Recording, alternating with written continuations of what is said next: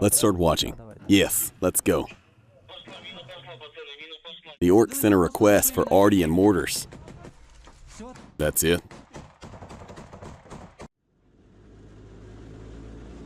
We need to shoot such videos more often. I was shooting specifically for this. My call sign, Drone. I am a fighter of the 3rd Assault Brigade of the 1st Assault Battalion, 3rd Company, 2nd Platoon. My call sign is Icarus. Accordingly, likewise a fighter of the 3rd Separate Assault Brigade of the 3rd Assault Company, 3rd Platoon. I am a fighter of the 3rd Separate Assault Brigade of the 3rd Company, 1st Platoon. Call sign Stormtrooper. Let's start watching. Yes, let's go. In this episode, these 3 soldiers from the 3rd Separate Assault Brigade will reveal new details about the battle for Krasnohorivka in Donetsk region. In our previous episodes, the commander of this brigade have already shared their vision of this raid to the enemy positions. You will find the link in the description. This time, we will see everything from a different angle. The infantrymen who were directly involved in the assault will comment on everything that was captured by their GoPro cameras. It will be interesting.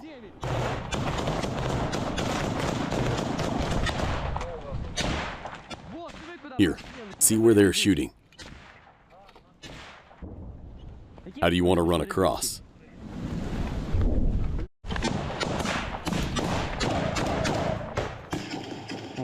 That's when Roja caught a bullet. Did you run there? Yeah. Destroyed them all. Let me hit it. Go ahead.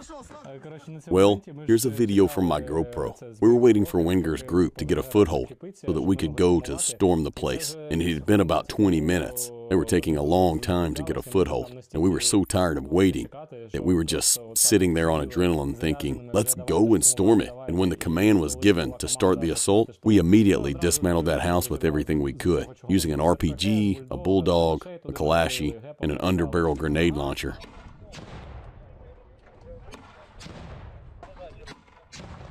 Yeah, then this house burned down. When we approached it, we threw grenades at it and it caught fire. And then we continued the assault in the burning building. I saw you moving there. When I went in there, I thought we would put the fire out later. But no, we didn't. We need to storm that house. All right, come on, Icarus, get ready. Prynik, get ready to storm. He lays fire, you run to me. It was the moment when we were planning, while we were waiting for Wenger, how we would enter this house. And it was this house that we cleaned the best, so to speak, according to tactics. The damn thing is that it caught fire. And then it was very difficult to work, because it all flies to you in the face, sticks to the body, it burns, it makes it hard to breathe. If we were a little closer, we would have all suffocated from that gas, but we were saved by the fact that we were one house further away. He lays fire, you run to me. We run to that fence. I pow my GP. We take the sectors in a herringbone shape, keeping distance. We reach the garage first. We occupy the garage, and from there, we move towards the house, because getting in the garage would be more logical than going straight into the house. If anything happens, we will gain a foothold there. We can fire a couple of short bursts to watch and double check. What's up, Gramps? You tired? It's a cool phrase. Our brains are already melting a little bit. So we just started talking because we couldn't wait for the assault. And this Gramp is cool. Yeah.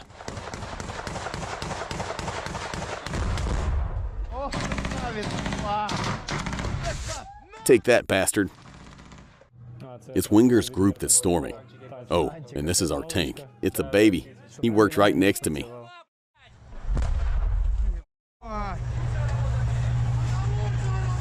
Best job in the world. Shit. Ripped the wallpaper down. By the way, I did not expect the tanks to come. Neither did we. We were told that Krupyer would be working, and I'm thinking, what Krupyer? And then I see a tank coming in, and I was like, oh yeah, go there. And how did the tank decide to wave its muzzle in all directions? Yeah, I'm like, maybe don't. Guys, look closely. My boys are also there.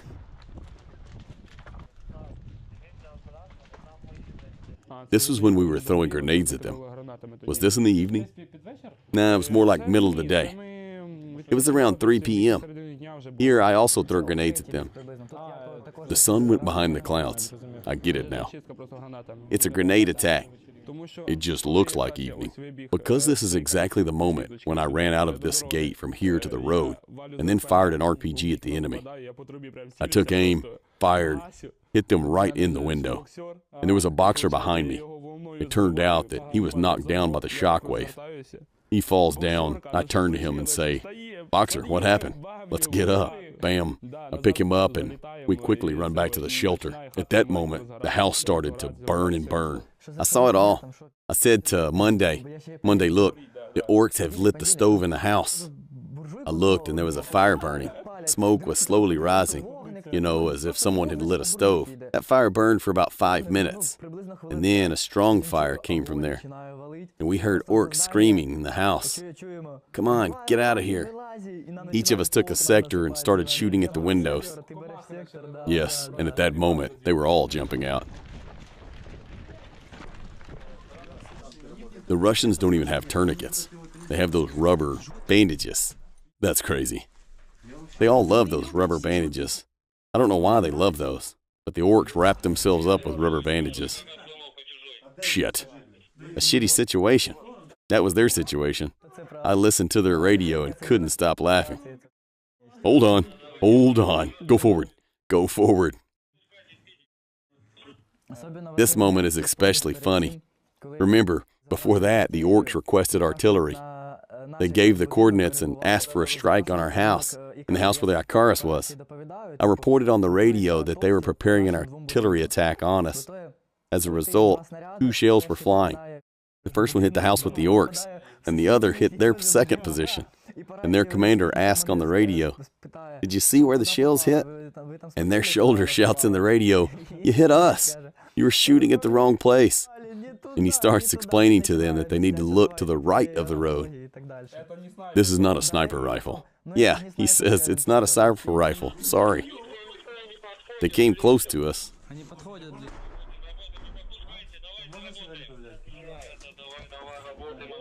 Work.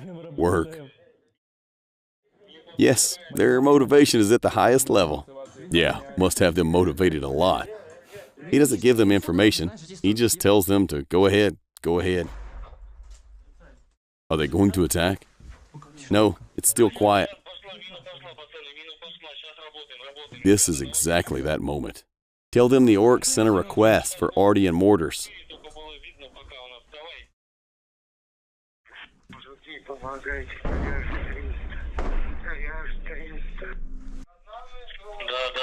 Работаем. Сейчас туда прилет был. Наблюдал прилет чужой? Я в мой дом, блядь. This moment is just super. They hit the house that he's in. The one that the orcs are in. Got it? He sounded like an old man. Yes, there was a gramp there. On the other hand, this old man can be shown some respect. Even though these orcs, to whom there is nothing but a desire to destroy them, let's say, but just this motivation of his. He was sitting there alone in a house with 4 300s, and they were holding this house. And they were already running out of ammunition in the evening. In the evening, they thought that we would finally storm them, those last 2 houses. The 2nd Stormtrooper team had already stormed them. Well, you see, another thing was that they had even called in artillery on themselves to prevent us from approaching their building while we were just making moves. Yes, they fired 3 shells into their building to prevent us from moving forward and approaching it. Those are some kind of old men fighting against us. Damn, I pity that old man. On the one hand, he's an old man, but he's an enemy. And on the other hand, I don't pity him, like pity exactly for his age, not for who he is. But if he moved out for here, then why the hell did he come here? Damn it, he came to destroy us. It's a funny moment. Yes, I'm walking and I see him opening up like a parachute. I'm trying to zinc my sector because we have to storm it. And you're just looking at him. Yes, it distracted me and I couldn't stop laughing. But then we moved behind this garage and I helped him, fixed everything. He fixed his tail? Yep. What is it? Wait, I'll help you. Oh, this is the house that caught fire. Yes, that grenade set it on fire. Get another one. Hold on. Wait. Get to the wall. Bush, Veles. Come on up here. Hold on. Don't rush. Don't rush. Hold the sector. I'm getting ready the second grenade. I throw it into the corridor. You throw it there. Okay, throw it. The thing that was difficult was that there were a lot of rooms. And when we went in, I saw that corridor and realized, damn it, if some orc is hiding there now, we're just finished. Like, we wouldn't have time to do anything. But fortunately, we passed it very quickly. The passage was also blocked by a refrigerator. Yeah, but we did everything according to CQB training. Yes, I noticed that you cut the corners very well. You see one room, the second room, the third room. I'm looking and thinking that we need to get out of there. Another 2 hours coming up from behind us. I thought I would put out the fire later. Everything would be under control, but everything flared up quickly while we were clearing these 2 rooms. You can see the problematic walls because the walls are shot through, but you guys did well. You moved one by one, shooting everything. I come back and see this and I think, no, that's it. There are no options here. Obviously, the enemies were not fools here. You see how they barricaded themselves. When you go into a house to clear it, you go in like this, to zinc all the corners at once. Look how they had specifically placed sofas on the sides and other garbage so that you could not zinc all the corners. Well, the orcs there are not exactly the usual mobilized ones. Yes, they were well-trained soldiers. Take that, bastard. Are you serious? Prynik, is it in repertoire? Nope, that's what Bush said when they were moving forward. I see.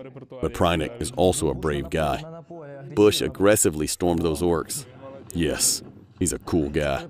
Is this the moment when the grenade fragment hits the Prynik's camera? Yes. It's just a crazy moment. A shard or a bullet? Both. The bullet hit his helmet from the window. I'll show you. There's a window over there, but you can't see it from here. I don't know if they saw us when we were approaching, but it's just a lucky strike that we weren't shot there. We zinc everything, agree on how we would work. He prepared a grenade to throw, but for some reason he hesitated. Something must have changed and he decided to work differently. And this second was enough to start shooting at him from the window. And at the same time, a grenade flew from another window. I didn't see it at that moment. I just saw the Prynik man falling down. I immediately went to help him, pulled him back up, and we started firing. Cover us. What was that? Grenade! Shit. Then he exchanged fire with him, while I was on the radio adjusting our actions with Wenger's unit, how to move forward. Meanwhile, I'm sitting there, talking to Wenger on the radio and thinking, yeah, time is running out. We need to go and storm that building. I look at it, but there is no way we can run over there. This area is being shot at. But then I think, whatever, I'll use suppressive fire and somehow run through that corridor, because we have to storm it. It's getting late. We have to take that house and finish the job and go home for coffee. Timing. Ready? 1, 2, 3. It seems that the orcs drank vodka instead of looking through the sights. Yes. Maybe here. It would have been nice to move on, but somewhere around that moment, or a little later, the enemy started shooting at the approaches, and that's it. We couldn't take the building. Oh, here we go. And then the artillery started working. Bastard, surrender. At these moments, we repeatedly offered the enemy to surrender because there was no point in holding these positions. They were running out of ammunition. They were unable to move, but they tried to hold these positions to the last. I heard them on the radio more than once asking their commanders, can we change our position because it is no longer possible to hold it, or can we roll back? But they were constantly prevented from doing so. They were told to hold on. Men, reinforcements will be here soon, and they were promised this reinforcement probably all day long while we were storming them. It never came. Yes, we did not allow these reinforcements to get there. They tried to get there at night, but they didn't. Our guys dismantled them for parts. I already know where he's sitting. Yes, that was the moment when I tried to convince them to lay down their arms and surrender. If they had surrendered, everything would have been clear. We would have taken them prisoner and gone home. We'd need prisoners to exchange them for our guys. Well, on one hand, it was my mistake, because I gave away where I was sitting with my voice, but they were not very oriented. But he revealed his location with his shots, and that was his critical mistake. I realized then that he was somewhere here, behind the wall, and it was not a problem to throw a grenade there. Bastard, if you surrender, you'll live, or we'll break the house apart. Yeah, come on, hit me with those fragments. Shit. Oh, this is the moment when I got a bullet in my helmet. It happened because I was standing there, zinking from there, and he still didn't realize where I was. And I heard shooting from there, from that window. Started shooting back. He saw where my position was, and it was good that I just moved a little bit. And then the bullet hit my helmet from the side. Well, it was luck, and good helmets, of course. It hit on my helmet. On helmet. Yes, it hit on my helmet. He's on 9 o'clock, possibly a few of them. I've laid low. Pull back, into the building. After that, we already planned how we would continue to work, but the artillery started working. We were like, oh shit, next time. Pranic said that 120mm mortar shell fell somewhere behind me, and I didn't even feel it. After Avdiivka, it was not so scary anymore. Like, a shell exploded, so what? The sense and fear of the security is dulled, and on one hand, this is very bad. Honestly, after the hell of Avdiivka, and after the fighting here in Krasnohorivka, I thought, is there really a war here? Well, in Avdiivka, everything was exploding everywhere. Yes, we got used to it there. It's already a base. Do I have anything here on the helmet? Yes, a crack. Do you still have the ammo I gave you? Yes. Cossack, we tried to surround them. It didn't work out. Maybe there is more than one of them in there. Do you have the possibility to break this house apart? Damn it. Ale. Remember, there's a window by the door. His GoPro was also hit. The camera is barely hanging. I told him, let me take it off. He said, it's okay. Straight into the house? That's a 3-pointer into the window. Damn good. What was that? Our guys are shooting. This is the moment when we finished clearing that burning building, and then we had our first 300s. At that moment, we were working ahead and did not realize how it happened. The first few knew that the right flank was under control because we were there, and the left flank had to be checked. The enemy was in 2 parallel houses, and the first was across the street. He looked out to check everything, and a bullet hit him in the side. That's it. We realized that for now we needed to consolidate our positions and help our wounded, and then continue the assault. We had to organize the evacuation. Yes, the evacuation was incredible. M113 drove right onto the position. When he started working with the Browning, I was like,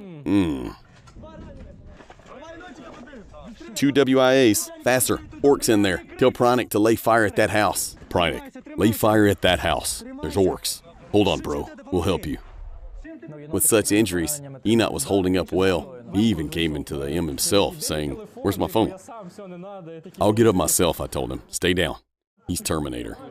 They are shooting at that house.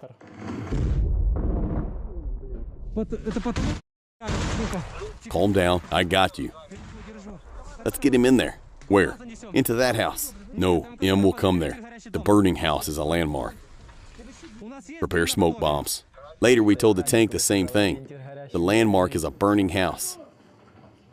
Here, M just drove in perfectly. With suppression fire, everything was done cool.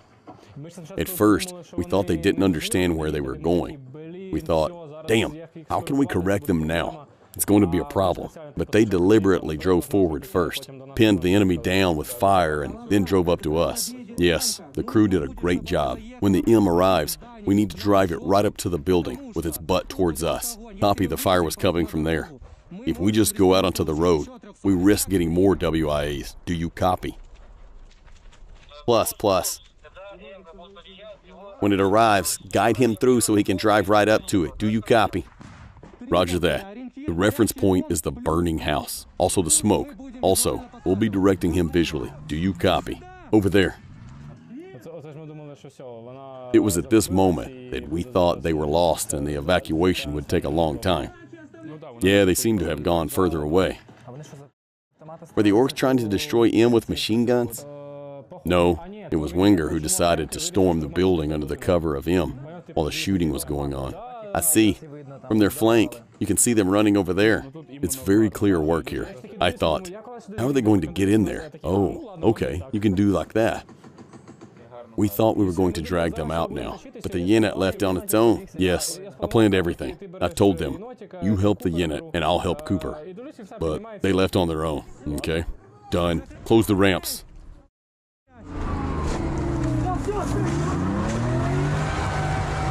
Back in the house. You threw my Kalash in. It's written here. Doesn't matter. You'll work with another one. By mistake, I threw his assault rifle into the M. But we still had units, Kalash in the house, so we had enough weapons. You made an exchange of assault rifles. Yes, and Nikopol continued to work with the AK-12. It's not a problem for him. Yeah, in addition, we saved all of Unit's stuff. All of them. Even his jacket was taken away. All his ammunition is intact. I took everything and thought, well, we'll figure it out later. Hold it, hold it, holding. Ready, ready.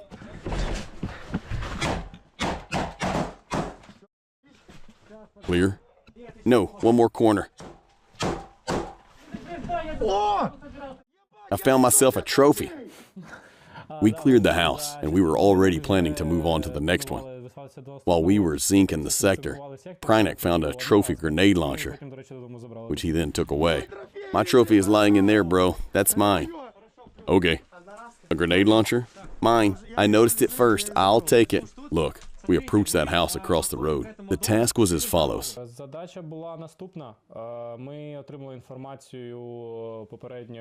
We received information that an enemy group had attempted to break into the village of Krasnohorivka. At the time we entered the village, there were approximately 30 enemy soldiers. Later, in the course of our work, this figure varied, so the enemy became less, which is logical. Although they tried to pull up their reserves, and at some point their number was up to 100, but we did not allow their reserve to approach. I listened to their intercepted conversations and adjusted our mortars, which struck at enemy reinforcements that were trying to approach. Later in the night, when our attempts to storm them were no longer possible, our artillery and drones took over and simply finished them off. Our mission was complete. It's great that we have a well-coordinated professional team and that we are constantly fighting for each other and are very concerned about everyone. Many thanks to all our infantrymen and our brothers in arms who have our backs, because we are all here together to destroy the enemy and defend our native land, and there is no other way. If you were interested in today's episode and would like me to continue doing episodes like this next, then let me know by hitting the like button and leaving a comment. You can support the author by the details in the description. Thank you.